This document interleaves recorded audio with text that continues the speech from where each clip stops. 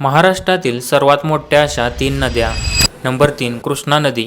कृष्णा नदीचा उगम सातारा जिल्ह्यातील महाबळेश्वर येथे झाला असून महाराष्ट्रात कृष्णा नदीचा प्रवाह 282 किलोमीटर लांबीचा आहे. तसेच कोयना आणि पंचगंगा या कृष्णा नदीच्या महत्त्वाच्या उपनद्या आहेत. नंबर 2 भीमा नदी.